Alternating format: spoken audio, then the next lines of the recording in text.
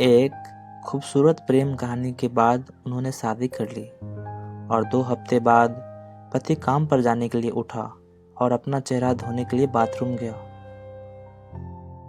उसने आईने में देखा कि उसके चेहरे पर अलग अलग रंगों से कुछ शक्लें बनी हुई है।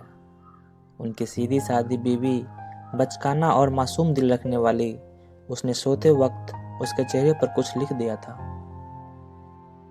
उसने इसे बड़े प्यार से अंजाम दिया था। वह उस पर हंसने के लिए तैयार थी। सुबह वह उसके पीछे दौड़ेगा, उसे पकड़कर उसके गाल पर चुटकी लेगा, फिर उसे कसकर गले लगाएगा और उससे कहेगा कि वो उससे बहुत प्यार करता है। फिर वह दोनों पूरा दिन उसके चेहरे पर हंसेंगे। उस बेचारी मासूम बीवी ने पिछली रात ही ऐसा सपना देखा था, लेकिन उसके पति ने गुस्से में अपना मुंह धोया और फिर किचन में कॉफ़ी पीने के लिए चला गया, जो वह हर रोज सुबह पिया करता था। उसकी पत्नी आज कॉफ़ी बनाना भूल गई थी, क्योंकि वो उससे थोड़ा सा झगड़ना चाहती थी। अपने पति से कुछ रोमांस की उम्मीदें जो उसने हमेशा फिल्मों में देखा था और किताबों में पढ़ा था। पर जब उसे कॉफ़ी नहीं मिली तो वो गुस्सा होकर उसके पास आया। वह उस पर चिल्लाया और उसे तब तक थप्पड़ मारता रहा जब तक कि उसने उसे ज़मीन पर नहीं गिरा दिया और कहा, मैंने तुम्हारे साथ खेलने के लिए शादी नहीं की है। मैं एक आदमी हूँ, छोटा बच्चा नहीं हूँ। मैंने एक परिवार बनाने के लिए तुमसे शादी की है, ताकि सभी की नज़रों में एक आदमी बन सकूं। पागल हो क्या तुम? प्यार और रोमांस की कहानियों की तरह जीना चाहती हो? जागो, जागो। तुम किसी फिल्म की हीरोइन नहीं हो। जो कहानियां तुम पढ़ा करती हो वो सब खत्म हो चुकी हैं। कहानियों से घर नहीं बनेगा और नहीं खाना बनेगा। ये कहानियां तुम्हारे बच्चों को नहीं पालेंगी। वह बेचारी मासूम बीवी खड़ी रो रही थी और अपने दुपट्टे से अपने आंसू पोंछ रही थी। पति ने उस पर चिल्लाते हुए कहा, आज मैं अपने दोस्तों को लंच पर बुलाऊंगा। मैं चाहता हूँ कि जब वह आए तो सारा खाना तैयार हो जाए। तुम समझ गई ना? और अगर खाने पीने में कुछ कमी रही तो मुझसे बुरा कोई नहीं होगा। वो उस वक्त खुद को ऐसे आदमी के रूप में देख रहा था कि जिसकी पत्नी उसकी इच्छाओं पर चलती हो। वो अपनी पत्नी को जख्मी दिल के साथ छोड़कर बाहर चला गया। वह खड़ी इतनी जोर जोर से रो रही थी कि वह ठीक से सांस भी नहीं ले पा रही थी। वह जल्दी से दोपहर का खाना तैयार करने लगी। उसकी आंखों से बराबर आंसू बहते जा रहे थे। पति उस दिन काम पर नहीं गया, अपने दोस्त के घर चला गया। वो सोच रहा था कि उसने जो किया वो सही किया या गलत। वो अपने दोस्त से जाकर सब बताने लगा। आज मैंने अपनी बीवी को ये कहा, ऐसे डांटा, ऐसे मारा। लेकिन सौभाग्य से उसका दोस्त उसके जैसा नहीं था। उसने उसे अपनी बात पूरी करने की अनुमति नहीं दी और यह कहते हुए उसे बीच में ही रोक दिया, व्हाट मैन आर यू? यह सब कैसी क्रूरता तुम्हारे अंदर भरी है?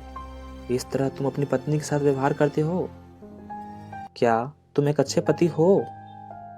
क्या तुमने ईश्वर के दूत को नहीं सुना है? महिलाओं के प्रति दयालु रहो। महिलाएं कांच की बनी बोतल की तरह होती है। आपको उसके साथ नरमी से व्यवहार करना होगा, उसके प्रति दयालु होना होगा, उसके साथ कोमल होना होगा, उसे दुलारना होगा और उसे तोड़ना नहीं होगा। अरे यार, तुमने अभी कुछ समय पहले अपनी पत्नी से खाना पकाने और बच्चों की परवरिश के बारे में जो बताया था, वो सब मूल रूप से उसके साधारण कामों में से एक है जिसे वो रोज करती है। और तुम्हारा उसके साथ दयालु और स्नेही होने से ही तुम्हारे लिए उसका प्यार और जुनून बढ़ेगा। वो आपको बताए बिना घर के वो सारे काम करेंगी जो तुम चाहते हो। वह तेरी दासी नहीं है और न वह घर की नौकरानी है। तूने भी उससे इसलिए शादी नहीं की है कि जब उसकी ज़रूरत पड़े तो तू उसे इस्तेमाल करे, वरना उसे कूड़े की तरफ फेंक दे। मेरे दोस्त, वो आपकी पत्नी है, आपका जीवन है, आपका सब कुछ है। उसे परेशान मत करो। ईश्वर से माफ़ी मांगो और अपनी पत्नी के पास लौट जाओ। उसकी इज्जत करो और फिर कभी उसको तकलीफ न देना। पति दुखी हुआ, बहुत पछताया और अपने अंदर कुछ कमजोरी महसूस की। वो रो रहा था और अपने किए पर बहुत शर्मिंदा था। और फिर उसने पत्नी को यह बताने के लिए फ़ोन करने का फैसला किया कि उसने अपने दोस्तों के साथ दोपहर का लंच कैंसिल कर दिया है और वो घर आ रहा है।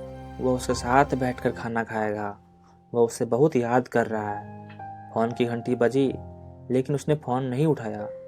उसने वापस कॉल किया, लेकिन किसी ने जवाब नहीं दिया। उसने सोचा, कोई बात नहीं, शायद वह कामों में व्यस्त है, इसलिए वह फ़ोन नहीं उठा सकी।